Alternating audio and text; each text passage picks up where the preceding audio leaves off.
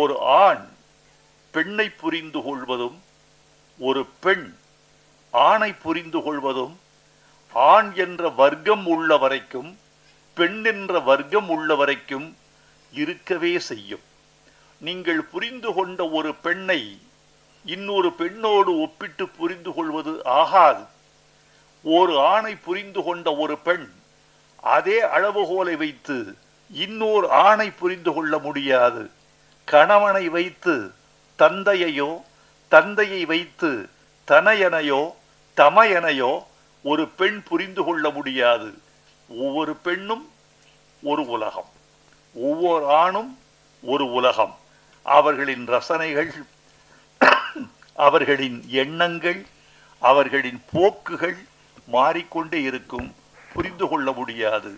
ஒரு ஆண் பெண்ணை புரிந்து கொள்வதும் பெண் ஆணை புரிந்து கொள்வதும் உள்ள வரைக்கும் கலை இருக்கும், இலக்கியம் இருக்கும்.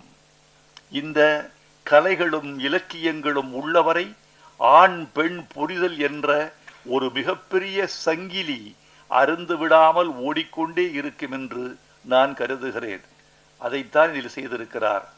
நடித்த நாயகனும் நாயகியும் இந்த படத்தில் தங்களை உணர்ந்து செய்திருக்கிறார்கள் என்று சொல்ல வேண்டும். இப்போதெல்லாம் நடித்தல் என்பது என்ன தெரியுமா தோழர்களே? நடிக்க கூடாது என்பது நடிப்பு. இவர் வாங்கின காசுக்கு மேல நடிக்கிறார்னு சில பேரை சொல்லுவார்கள். 1 லட்சம் ரூபாய் வாங்கி கொண்டு ஏன் 5 லட்சம் ரூபாய்க்கு நடிக்கிறாய் என்று சில பேரை விமர்சனம் எழுத கேட்டிருக்கிறேன்.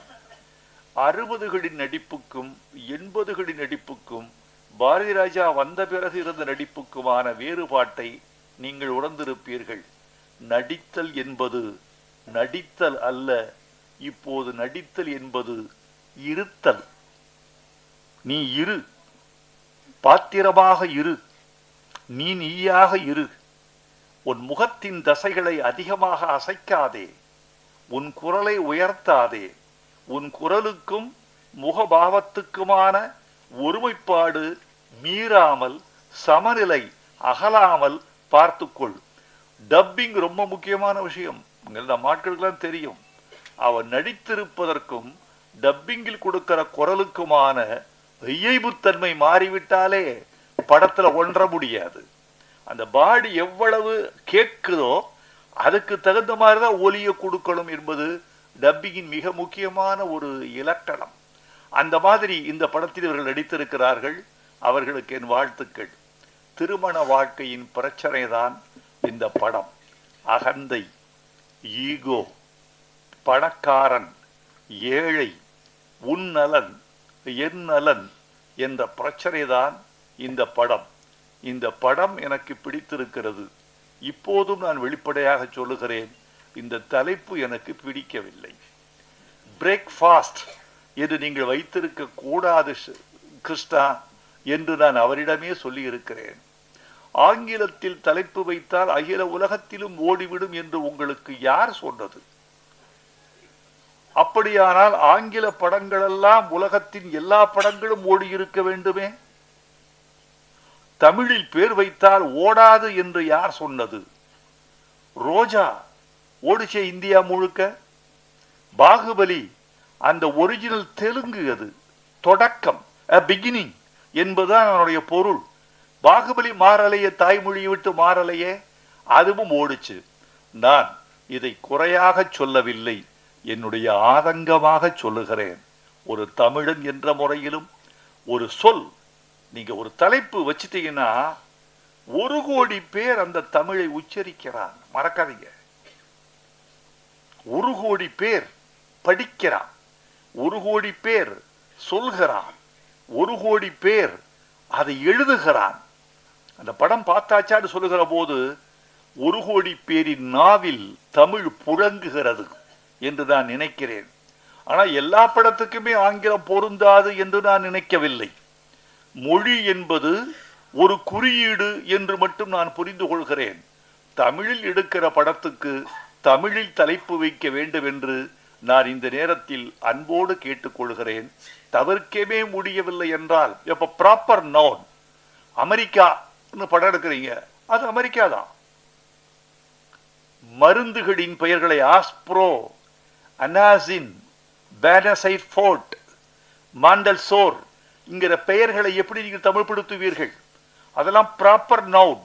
அது அப்படித்தான் இருக்கும், அது அப்படித்தான் சொல்ல வேண்டியிருக்கும். ஆனால் டாக்டரை நீங்கள் மருத்துவர் என்று சொல்வதில் உங்களுக்கு ஒரு தடையும் இல்லை. எ மேன் என்பதை ஆண் என்று சொல்வதில் உங்களுக்கு ஒரு தடையும் இல்லை. எனவே புழங்கக்கூடிய சொற்களை தமிழ் படங்களுக்கு பேர் வைக்க வேண்டும் என்று நான் அன்போடு கேட்டுக்கொள்கிறேன். திருமணம் என்பதை பற்றி ஒரு சொல். இந்த படத்துடைய பிரச்சனை அதான். திருமணம் செய்து கொண்டது தப்பா சரியா? நீ எனக்கு பொருத்தமானவன் தானா, நான் உனக்கு பொருத்தமானவள் தானா என்பதுதான் இந்த படத்தினுடைய மையம். திருமணம் என்பது முற்றுகையிடப்பட்ட ஒரு கோட்டை. உள்ளே இருப்பவர்கள் வெளியே வர துடிக்கிறார்கள், வெளியே உள்ளவர்கள் உள்ளே செல்ல தவிக்கிறார்கள். இதுதான் கல்யாணத்தை பற்றிய கான்செப்ட். இதுதான் இந்த படத்தில் நிகழ்ந்திருக்கிறது. ரொம்ப அழகாக கையாண்டிருக்கிறார், மிகையாக இல்லாமல் கையாண்டிருக்கிறார் காந்தி கிருஷ்ணா. காந்தி கிருஷ்ணாவிடம் இன்னும் சரக்கு இருக்கிறது, சமுதாய அக்கறை இருக்கிறது, பாத்திரங்களை வடித்தெடுக்கக்கூடிய நேர்த்தி இருக்கிறது. பாத்திரங்கள் எது மட்டும் பேசலாம் என்ற அளவீடு தெரிகிறது. எனவே காந்தி கிருஷ்ணா தொடர்ந்து படம் எடுக்க வேண்டும், தொடர்ந்து வெற்றி பெற வேண்டும் என்று நான் விரும்புகிறேன். இந்த படமும் வெற்றி பெற வேண்டும். இந்த படத்தில் நடித்தவர்கள் புகழ் வர வேண்டும். தயாரிப்பாளர், எங்களை நம்பி முதலீடு செய்திருக்கிறீர்கள், உங்களுக்கு நாங்கள் நன்றி தெரிவித்துக் கொள்கிறோம். ஒரு தயாரிப்பாளர் கிடைப்பது என்பது அவ்வளவு எளிதான விஷயம் அல்ல. இன்றைக்கு சினிமா உலகில் தயாரிப்பாளர்கள் இல்லாமல் எத்தனை நடிகர்கள், எத்தனை கதைகள், எத்தனை இயக்குனர்கள் காத்திருக்கிறார்கள் என்ற விவரம் உங்களை விட எங்களுக்கு அதிகம் தெரியும். ஒரு தயாரிப்பாளர் தான் இன்னைக்கு கர்த்தா. பணம் போட்டு நம்பி வெற்றியை சந்திக்கவும் தோல்வியை ஏற்றுக்கொள்ளவும் ஒரு தயாரிப்பாளர் தயாராக இருக்கிறார். அவருக்கு எங்கள் நன்றியை தெரிவித்துக் கொள்கிறேன். இந்த படத்தில் நீங்கள் வெற்றி பெற வேண்டும். தொட்டது துலங்கட்டும், காந்தி கிருஷ்ணா வெல்லட்டும்.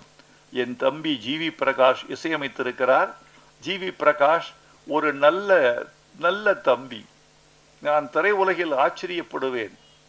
எவன் ஒருவன் தொலைபேசி அடிக்கிற போது 3 மணி ஒலிப்பதற்குள் தொலைபேசியை எடுத்து தன் பெயரை சொல்கிறானோ அவன் வளர்வான்.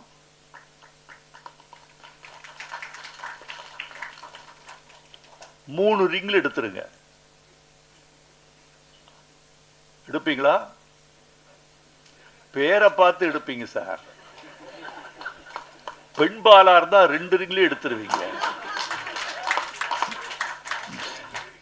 அதல்ல, என்னன்னா எவன் ஒருவன் 3 ரிங்ல எடுக்கிறானோ அவன் அச்சமற்றவன், அவன் கடன் வாங்காதவன், அவன் வீரன், அவன் யோகியன், அவன் நேர்மையாளன். நான் குளிக்கும் போதும் தூங்கும் போதும் தவிர 2 சத்தத்தில் எடுப்பேன். நீங்களும் எடுத்து பழகுங்கள், வெல்வீர்கள். இந்த படமும் வெல்லட்டும். நன்றி.